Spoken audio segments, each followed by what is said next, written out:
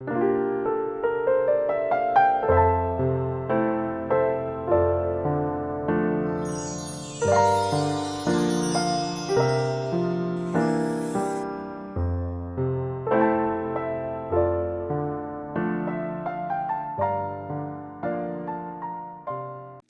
6장 1절에서 19절까지 말씀을 교독합니다.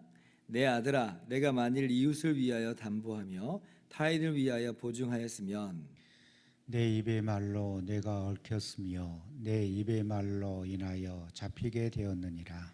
내 아들아, 내가 내 이웃의 손에 빠졌은즉 이같이 하라. 너는 곧 가서 겸손히 내 이웃에게 간구하여 스스로 구원하되 내 눈을 잠들게 하지 말며 눈꺼풀을 감기게 하지 말고 노루가 사냥꾼의 손에서 벗어난 것 같이 새가 그물 치는 자의 손에서 벗어난 것 같이 스스로 구원하라. 게으른 자여 개미에게 가서 그가 하는 것을 보고 지혜를 얻으라. 개미는 두령도 없고 감독자도 없고 통치자도 없으되 먹을 것을 여름 동안에 예비하며 추수 때에 양식을 모으느니라. 게으른 자여, 내가 어느 때까지 누워 있겠느냐? 내가 어느 때에 잠이 깨어 일어나겠느냐? 좀 더 자자, 좀 더 졸자, 손을 모으고 좀 더 누워 있자 하면 내 빈궁이 강도같이 오며 내 곰핍이 군사같이 이르리라. 불량하고 악한 자는 구부러진 말을 하고 다니며 눈짓을 하며 발로 뜻을 보이며 손가락질을 하며 그의 마음에 패역을 품으며 항상 악을 꾀하여 다툼을 일으키는 자라. 그러므로 그의 재앙이 갑자기 내려 당장에 멸망하여 살릴 길이 없으리라. 여호와께서 미워하시는 것 곧 그의 마음에 싫어하시는 것이 67가지이니 곧 교만한 눈과 거짓된 혀와 무죄한 자의 피를 흘리는 손과 악한 계교를 꾀하는 마음과 빨리 악으로 달려가는 발과 같이요. 거짓을 말하는 망령된 증인과 및 형제 사이를 이간하는 자이니라. 아멘. 할렐루야. 하나님의 크신 은혜와 평강이 오늘도 변함없이 여러분 가운데 가득 넘치기를 주님의 이름으로 축원합니다. 잠언 말씀이 주는 귀한 유익은 우리 신앙인의 삶에 있어서 실제적이고 또 구체적인 적용이 많다라고 하는 것입니다. 오늘 본문 말씀의 교훈이 그런데요. 1절 말씀 이하를 보면 보증 서지 말라 그러시죠. 내 아들아, 내가 만일 이웃을 위하여 담보하며 타인을 위하여 보증하였으면. 제가요 사역을 하면서 성도님들의 지난 날들에 대한 이야기, 꼭 그 당사자가 아니더라도 그 주변에 있는 그 사람들의 이야기를 이제 종종 듣습니다. 뭐 친척 뭐 이야기다 뭐 이제 이런 거죠. 우리 교회뿐 아니라 제가 전에부터 뭐 사역했던 그 모든 곳에서 다 포함해서 드리는 말씀입니다. 근데 이제 그때 보면 이제 심심치 않게 이런 이야기를 좀 들어요. 뭐 보증 섰다가 정말 큰 낭패를 겪게 됐다라고 하는 그런 말을 이제 들을 때가 가끔 있습니다. 그럴 때면 정말 잠언 말씀이 우리 삶에 정말 너무나 기묘한 말씀이 맞구나 하고 다시 한번 이제 생각을 이제 하게 되는 거예요. 보증 서지 말라고 지금 말씀이 교훈하고 있잖아요. 여러분 사실 보증을 선 이유는 어때요? 굉장히 선한 마음으로 보증을 서줍니다. 뭐 지금 상대방하고 일륜으로 엮여서 천륜으로 엮여가지고 외면할 수가 없다든지 당장 급하다고 하고 어렵다고 하고 이건 정말 문제 없는 거다라고 그렇게 이야기를 하고 그 사람하고 지금 이제 관계가 있으니까 그러니까 이제 긍휼한 마음으로 그렇게 해서 보증을 서주는 거예요. 보증 서준 사람 정말 다들 착한 사람이죠. 그런데 이제 문제가 뭐냐면 그 결과는 한 치 앞도 우리가 내다볼 수가 없다라고 하는 겁니다. 보증 서지 마라. 어떻게 보면 굉장히 야박하게 보일 수 있는 그런 말처럼 들릴 수 있겠습니다. 그러나 오늘 말씀을 마음 가운데 새길 필요가 있어요. 그게 더 지혜예요. 보증을 서지 않는 게 지혜다. 왜냐하면 보증 섰다가 제가 몇 개 간혹 얘기를 듣는다고 했잖아요.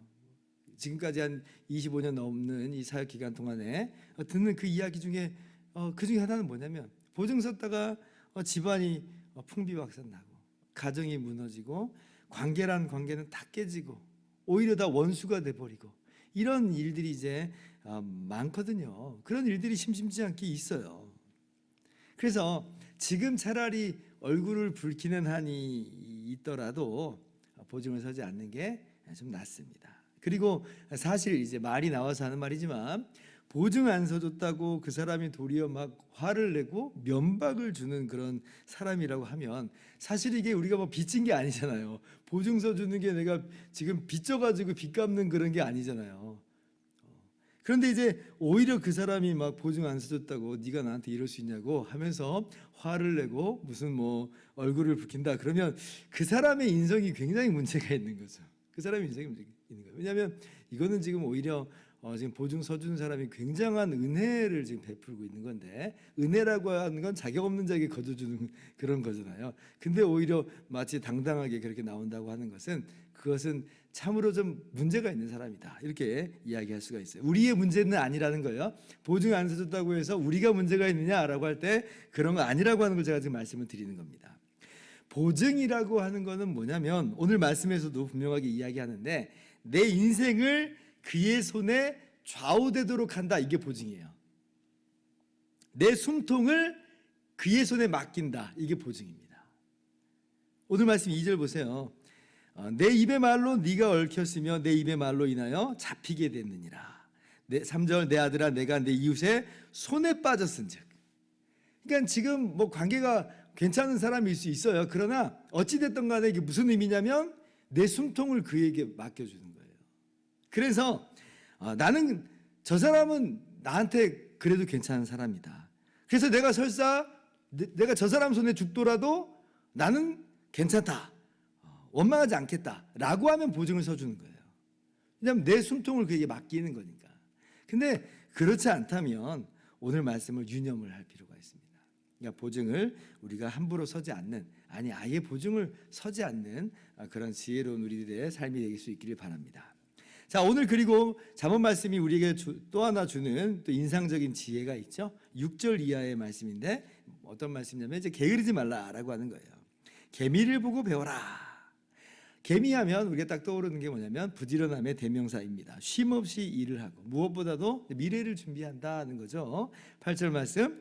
자, 먹을 것을 여름 동안에 예비하며 추수 때에 양식을 모으느니라. 그래서 이제 여기서 이제 이런 개미의 부지런함에 착안해서 나온 동화 중에 하나가 개미와 배짱이 뭐 이런 동화도 있잖아요. 그런데 저는요 이제 이 개미의 모습, 이 부지런의 모습을 보면서 또 미래를 준비하는 그런 모습을 보면서 하나가 좀 더 눈에 들어오더라고요. 7절 보니까 개미는 두령도 없고 감독자도 없고 통치자도 없으되. 그러니까 개미를 설명하는데 굳이 이런 이야기를 해요. 무슨 얘기냐면 지금 시키는 사람도 없는데 무슨 강제 노동도 아닌데 그럼에도 불구하고 부지런히 미래를 준비한다는 거예요. 그래서 이게 어떤 의미로 다가왔냐면 문득 우리 학생들은 더 이제 마음에 와닿을 수 있겠는데 예를 들면 자기주도 학습이라고 하는 거 있잖아요. 뭐 부모님이 시켜서도 아니고 선생님이 닥달해서도 아니고 자기 스스로 그렇게 공부를 하는 학생들이 있어요. 자기가 스스로 동기가 부여가 돼가지고 열심히 공부하는 그 친구는 정말 공부를 열심히 잘합니다. 왜냐하면 스스로 동기가 부여가 돼 있으니까. 남들 안 볼 때도 그냥 공부해요. 그 친구들은. 그러니까 강제적으로 어쩔 수 없이 시켜서가 아니라 스스로 자원함으로 그렇게 준비하는 모습, 이것이 또 개미의 모습으로 이렇게 설명이 되고 있습니다. 개미가 실제로 뭐 이렇게 자기 주도학습처럼 이렇게 하느냐, 그거는 잘 모르겠어요. 근데 이제 오늘 성경이 이야기하는 바는 정말 개미가 그렇다 안 그렇다를 떠나서 한낱 이 미물에 불과한 개미도 지금 이렇게 하는 것처럼 보이는데 하물며 우리 사람들은 어떻게 해야 되겠느냐라고 하는 거예요. 그리고 정말 우리가 개미만 또 못하는 그런 삶의 모습을 갖고 있지 않느냐라고 하는 그런 것들을 또 우리들에게 이야기하고 있죠. 제가 이제 항상 이 말씀 볼 때마다 뜨끔하고 있는 그런 말씀 중에 하나예요. 좀 더 자자, 좀 더 졸자, 손을 모으고 좀 더 누워 있자. 참 저의 모습이구나라고 하는 것을 오늘 말씀을 통해서 다시 한번 또 깨닫게 되었습니다. 자, 그런데 정말 가장 게으른 사람은 어떤 사람이냐? 정말 가장 이 어리석은 사람은 어떤 사람이냐라고 할 때 단순히 노후를 준비하지 않는, 그래서 그러한 종류의 미래를 준비하지 않는 그러한 사람만을 이야기하는 게 아니라 정말 어리석은 게으른 뱅이는 누구냐면 지금 바쁘다고 영원한 미래를 준비하지 않는, 거기에 대해서는 하나도 지금 준비가 되어 있지 않는 그 사람이야말로 정말로 영적인 게으름뱅이다. 뭐 저의 이야기로 하는 말씀이 아니라 김남준 목사님의 저서를 좀 볼 때 제가 정말 이게 진짜 게으름이구나라고 생각을 했어요. 그런 사람들의 특징은 굉장히 부지런합니다. 이 세상 삶에 있어서는 누구 못지않게 누구보다도 부지런해요. 바빠요. 근데 너무 바쁘니까 어디에서 게으름이 나오냐면 영적인 부분에서 이 게으름이 딱 나와요. 하나님과의 그런 교통의 삶, 말씀을 읽고 기도하는 삶, 이런 거에서 있어서는 사실은 전혀 아무것도 이루지 못하고 있는 그런 모습인 거죠. 현실적으로는 부지런하게 보이지만 그러나 그것이 게으름이다. 우리가 정말 중요한 시점, 중요한 때라고 하는 그런 시간들이 있죠. 그때는 다시 오지 않기 때문에 그때 정말 준비를 해야 된다. 예를 들면 수능을 준비하는 학생들, 고시를 준비하는 청년들, 이런 경우들이죠. 지금 놀면 나중에 후회해, 이런 거죠. 그걸 복구하려면 뭐 2배, 3배, 몇 배의 노력을 기울여야 복구가 되는. 그러니까 차라리 지금 열심히 하는 게 몇 배나 난 이제 그런 시점들이 있습니다. 맞는 말이에요. 근데 이제 가장 중요한 시점은 언제냐라고 할 때 우리의 이 땅의 삶 전부입니다. 이 땅의 삶 전부예요. 이 시간에 게으른다면, 그냥 우리가 단순히 예수님은 참 믿고 있지만 그러나 성경이나 또 기도나 이런 우리의 영적 생활에 게으른 것을 지금 제가 이야기하는 것을 넘어서서 이 땅에서 그래서 너무 바빠서 나는 예수님 믿을 시간이 없습니다. 너무 바빠서 나는 예수님이고 뭐고 잘 모르겠습니다. 나하고는 별로 상관없습니다. 라고 한다면 여러분 그건 정말 너무 크게, 그건 다시는 돌이킬 수 없는 그러한 어리석음이죠. 미래가 준비가 안 돼 있어요. 이 땅에서의 삶은 100년의 삶은 준비를 잘 해놨을지 모르지만 그러나 영원한 삶에 있어서는 하나님 나라 갈 준비는 하나도 안 돼 있잖아요.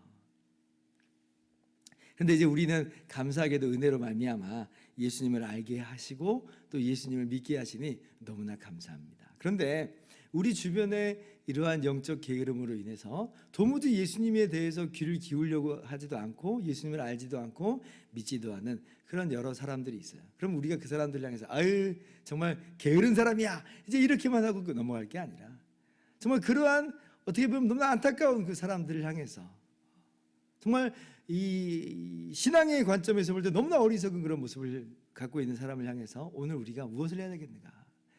계미를 보고 배우세요 라고 하는 복음 전도에 그런 삶에 또 우리가 힘을 써야 되겠습니다. 그래서 우리 스스로 우리 게으르지 말자라고 하는 것을 넘어서서 그러한 사람들을 향해서 오늘 이 말씀을 우리 마음 가운데 품으면서 정말로 중요한 것이 무엇인가라고 하는 것을 함께 나누면서 오늘도 복음을 증거하는 그런 멋진 삶을 살아가는 저와 여러분 모두 되기를 주님의 이름으로 축원합니다. 기도하겠습니다.